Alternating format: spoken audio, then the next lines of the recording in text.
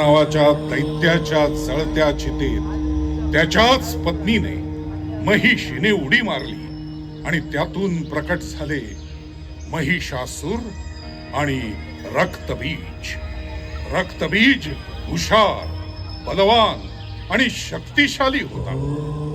या त्रैलोक्यावर राज्य करण्याचा त्याचा मानस होता आणि म्हणूनच या त्रैलोक्यातील सर्व जीवजीवितांच्या लयाची देवता भगवान श्री शंकर यांची साधना तो अहोरात्र करत होता. तो त्या साधनेत इतका लीन झाला होता की त्याला कशाचंच भान उरलं नव्हतं. आणि अखेर त्याच्या साधनेला फळ मिळालं. प्रत्यक्ष भगवान शंकर त्याच्या समोर प्रकट झाले. नमः शिवाय. ओम नमः शिवाय. ओम नमः शिवाय.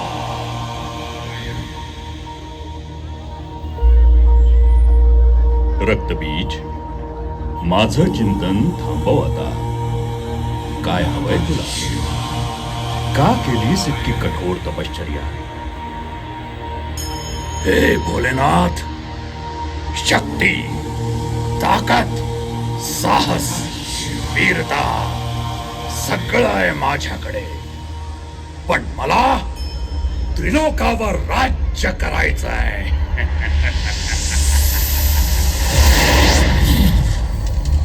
तुझ्या सामर्थ्याच्या जोरावर प्रयत्न करून बघ. शत्रू शक्तीनं अथवा युक्तीनं माझ्यावर मात करू शकेल. मला कोणी उत्पत्ती, स्थिती आणि लय हा प्रकृतीचा नियम. मी तुला अमर होण्याचं वरदान नाही देऊ शकत.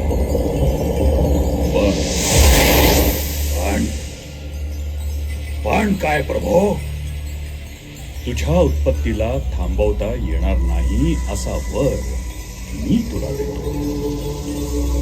तुझ्या रक्ताचा थेंब जेव्हा भूमीला स्पर्श करेल, त्यातून तुझ्यासारखेच अनेक रक्तबीज निर्माण होतील आणि ही प्रक्रिया निरंतर असेल. आणि म्हणून तुझा पराजय होणं अशक्य असेल. तथास्तु.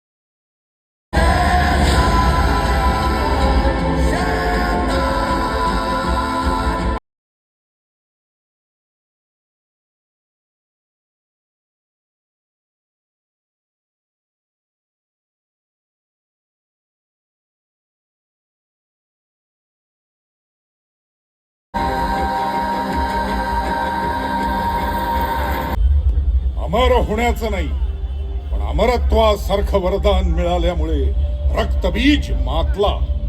त्यानं पहिल्यांदा पाताळावर आक्रमण केलं.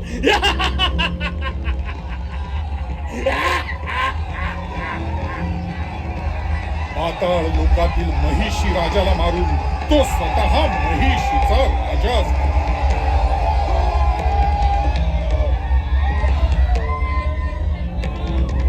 रक्तबीज पाताळात असतानाच त्याला महिषासुराच्या वधाविषयी समजलं. महिषासुराचा वध एका शक्तिशाली महाकाय देवीनं केल्याचं समजताच तो वेडापिसा झाला आणि त्या देवीचा वेड्यासारखा सगळीकडे शोध घेऊ लागला. पूजा पाठ करणाऱ्या ऋषी मुनींवर अनन्वित अत्याचार करू लागला.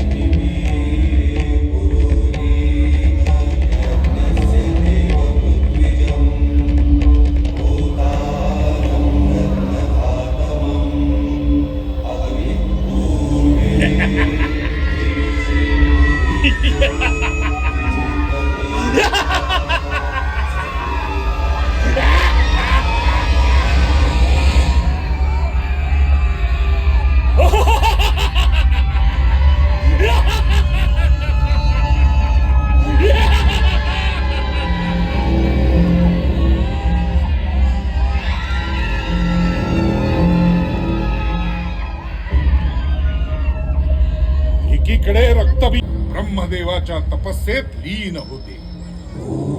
ब्रह्मदेवाय नमः. ओम ब्रह्मदेवाय नमः. ओम ब्रह्मदेवाय नमः. ओम ब्रह्मदेवाय नमः. त्यांची ही साधना फळास आली. आयुष्यमान भव. आम्हाला अमर व्हायचंय आणि त्याच वरदान प्राप्तीसाठी तुमची साधना केली.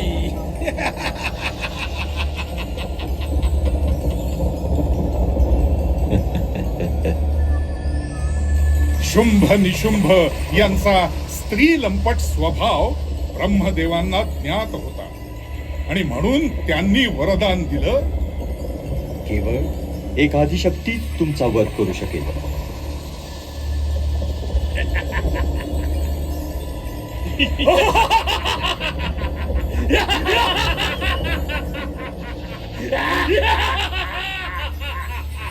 आपल्या भावाच्या हत्येचा सूड म्हणून इंद्रावर आक्रमण केलं. तेव्हा इंद्रदेव नृत्य गायनात रममाण होते.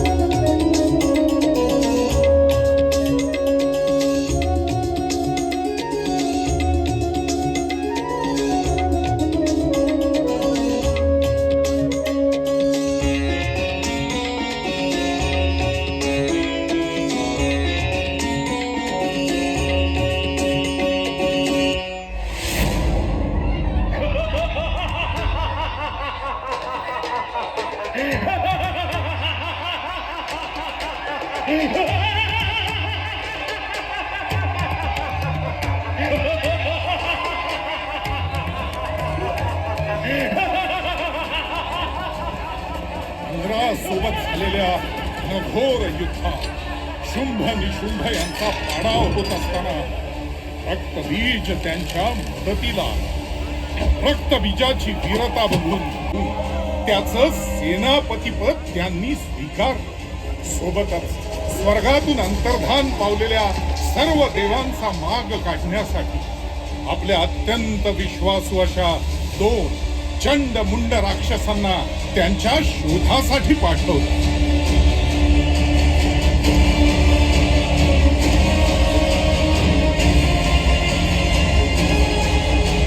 महादेवांना शरण आले. त्यावेळी भगवान महादेव त्यांच्या साधनेत अखंड बुडाले होते.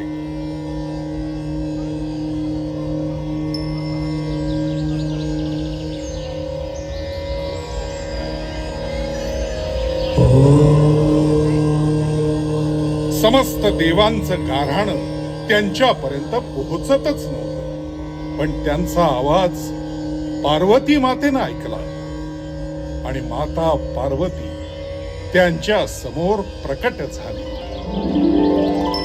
राम माते. प्रणाम. समस्त देवगण आज कैलासावर अवतरलेत. नक्कीच काहीतरी खास प्रयोजन असेल.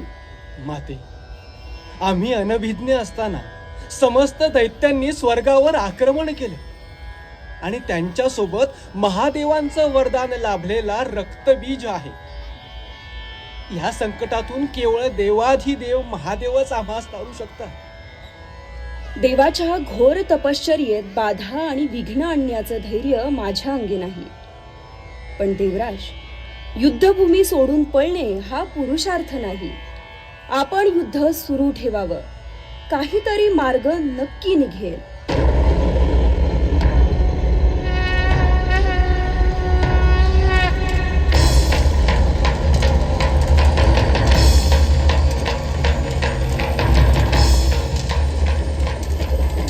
देवांच्या मागावर असणाऱ्या चंडमुंड दैत्यांची लालची नजर पार्वती मातेच्या सौंदर्यावर पडली. त्यांनी मातेच्या सौंदर्याचं वर्णन त्यांच्या धन्याला म्हणजे शुंभ निशुंभ यांना जाऊन सांगितलं. स्त्री लंपट स्वभावाचे दोघे ते वर्णन ऐकून वेडेपिसे झाले आणि मातेला मिळवण्यासाठी त्यांनी पुन्हा चंडमुंड यांना कैलासावर पाठवलं.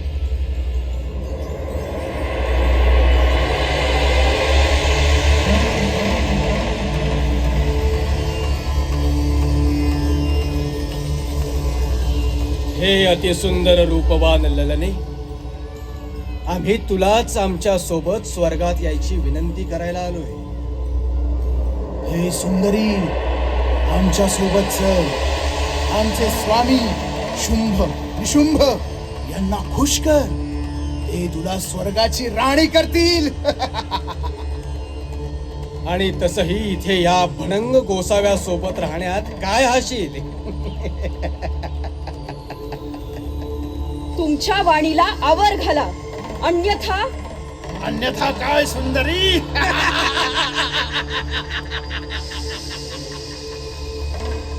तुमच्या वाणीला लगाम द्या आणि याचं भान ठेवा की तुम्ही एका स्त्रीशी बोलता आहात, जी स्त्री तारूही शकते आणि मारूही शकते.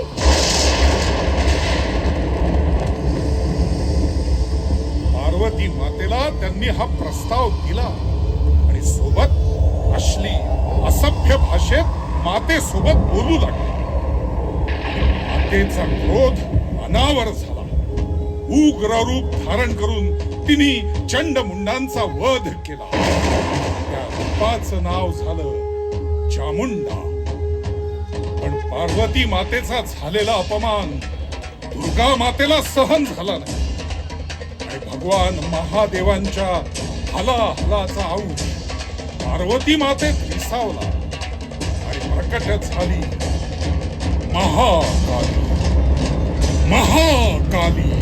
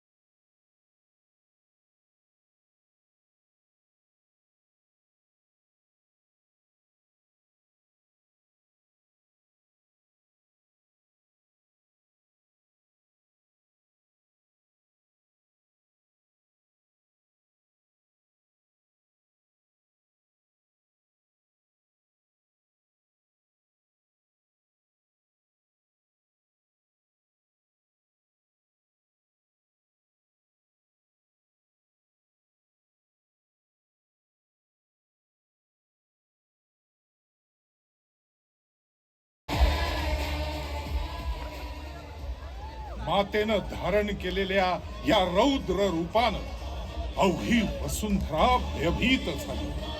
तिच्या प्रकोपात रक्तबीज देखील संपला. राग शांत होता. आता तिला शांत करणं कुणाच्याही आवाक्यात नव्हतं. लय सगळ्यांना गिळंकृत करेल या भीतीनं सगळ्यांनी देवाधिदेव महादेव यांच्या चरणी ठाव घेतली. महादेवा महादेवा कृपा करा कृपा करा, तुम्हीच मातेला शांत करू शकता. हे कैलासाधिपती, पार्वती मातेने धारण केलेल्या या रौद्र रूपाला शांत करण्यासाठी तुम्हाला तुमचं स्थान सोडावंच लागेल. भगवान, या तीनही लोकात तुम्ही एकमेव आहात जे हे तांडव थांबवू शकता. हे तांडव जर थांबवलं नाही तर विनाश अटळ आहे महादेवा.